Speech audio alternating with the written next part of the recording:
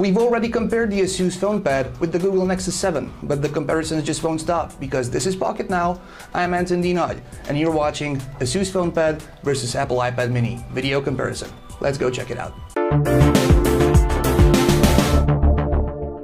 These two tablets couldn't be any more different. Apple has brought a brand new design to the iPad mini, different to the one on the iPad and more iPhone 5-ish. It is a tablet that many had thought would never come out of Apple's design labs and factories, but it did, and it looks awesome and feels exceptional in the hand. The PhonePad is made by ASUS, the company that also made the Google Nexus 7. We've already compared the two Android-powered tablets in a previous video. The PhonePad is more conservative on the design end, but it features something that the iPad mini doesn't have, or the majority of tablets for that matter: an earpiece.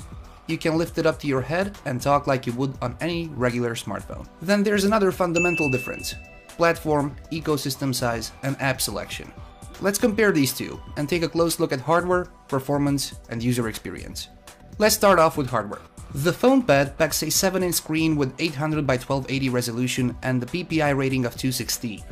It is powered by an Intel Atom Z2420 processor clocked at 1.2 GHz with only a single core, backed up by 1 GB of RAM. There are 8 and 16 GB storage options, and some regions will also see the tablet ship with a 3.1 megapixel main shooter on the back, in addition to the 1.2 megapixel webcam. Of course, there are the usual suspects like Bluetooth, Wi-Fi, and GPS, granted NFC is not present. The battery is rated at 16 Wh, meaning 4270 mAh. Platform of choice: Android. Version out of the box: 4.1.2. The iPad mini is not a powerhouse either, beyond the fact that iOS devices, just like Windows phones, need less power to deliver a solid performance and user experience. The screen on the iPad mini is larger, at 7.9 inches, with a resolution of 768 by 1024 pixels and 162 ppi pixel density, which is not earth-shattering at all. The CPU of choice is dated back in the iPad 2 days, an Apple A5 chip which is dual-core and clocked at 1 GHz. There are 512 MB of RAM, but storage options include 16, 32, and 64 GB flavors. The webcam on the front is a 1.2 megapixel unit like on the PhonePad, but the back features a 5 megapixel main shooter without flash. The usual suspects include Wi-Fi, Bluetooth, GPS, and no NFC, as well as a 16.3 Wh battery, meaning 4381 mAh at 3.72 volts. Platform of choice: iOS. Version out of the box: always the latest, currently 6.1.1. However, the PhonePad has a physical earpiece up top so that you can make or take calls just like with a regular smartphone. Yes, a 7-inch one. While the iPad mini also has a cellular version, even 4G LTE support, it lacks the earpiece. Build quality on both devices is solid. However, you're instantly shocked by how lightweight and thin the iPad mini is. At 312 grams and 7.2 millimeters, it is 28 grams lighter and 3.2 millimeters thinner than the PhonePad, which means a lot. The bezel on the iPad mini is also slimmer, and iOS has a neat way of detecting and ignoring accidental touches. The iPad mini speaks premium. That's not to say the PhonePad feels cheap, not at all, especially that the material on the back has been upgraded. We now have the cold-to-the-touch aluminum instead of the sturdy-feeling plastic on the Nexus 7. That, and the earpiece aside, we're seeing a Nexus 7 twin. Let's take a look at performance. We're comparing apples to Androids here. Different ecosystems, different platforms, different apps. Still, the user experience can only be one: good or bad. Now, first things first, it takes the iPad mini 21 seconds to boot up. Compared to that, the PhonePad is a tad lazier with its 37-second boot up time, taking 16 seconds longer. For everything else, keep this in mind. 1. We're comparing different platforms, and 2. We're talking dual-core versus single-core here, despite Intel's Android optimization on its Atom processor. Day-to-day usage results are rather interesting and intriguing. The PhonePad puts up a great fight against the iPad mini, and even manages to beat it in many cases. There's no clear winner here. We have to call it a tie when it comes to launching applications like Facebook, Twitter, Google+, Foursquare, email, calendar, Spotify, or the browser. If you choose Chrome over the alternative Android browser offered on the PhonePad, the iPad mini's Safari performance will school the ASUS tablet almost every time. But that's not the tablet's fault. It's Chrome. However, running the Android browser against Safari results, once again, in a tie. Page load times, scrolling, and even text rendering is identical to our no-stopwatch eyes. If the performance is a tie, if single and separate segments are being compared, the iPad mini and iOS offers a more fluid overall system-wide performance.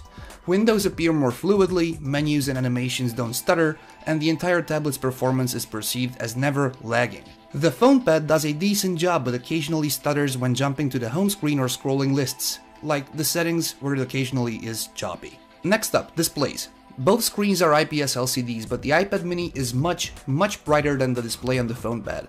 In terms of pixel density, not only the iPad mini has a lower resolution, but it also has a larger screen, by almost an inch. If you hate seeing pixels, regardless of how long or short your arm is, the PhonePad's 216 ppi should be your choice over the iPad mini's 162 ppi. Resolution and pixel density aside, the winner here is clearly the Apple tablet. Brightness, contrast ratio, color reproduction, color saturation, and even black levels are much better than on the Asus PhonePad. Still, Asus allows you to cheat with an ace up its sleeve. The bundled Asus Splendid app, where you can tweak color temperature, hue, saturation, and turn vivid mode on or off, allowing you to have the best experience tailored to your eyes and liking. Outdoor visibility, too, goes to the iPad mini. In terms of software and user experience, we're going to ask the eternal question: iOS or Android? Luckily, we're not comparing phones, where the answer would have been much easier. iOS is old. Whether that's a good or a bad thing is completely up to you. However, the lack of widgets and the eternal list of icons becomes quickly boring. Android, on the other hand, is made for customization, and widgets allow you to really personalize your device. Watch out though, all those widgets will shorten your battery life, and sometimes, if your processor isn't fast enough, like on the PhonePad, could take up precious resources. There's nothing, aside from specific OS features, you can do on the iPad mini that you cannot do on the PhonePad, and vice versa. So, at the end of the day, it all comes down to the good old cliché. Apple's iTunes App Store simply has a broader tablet-oriented app selection. Of course, Android is catching up quickly, and most of the apps you already use on a daily basis probably have a tablet version already, but the iPad apps just look more refined and fine-tuned. If we stop here in this particular setup, iOS is the clear choice. But with Android, you can always root and flash and endlessly improve your tablet. Surely you can also jailbreak your iPad, but if customization and hacking is your playground, get the PhonePad. At the end of the day, if you need to have an earpiece on your tablet so that you can leave your phone at home, stop right now and go get the PhonePad. It's a no-brainer. If that doesn't really interest you, then you should probably take into consideration that the PhonePad is cheaper.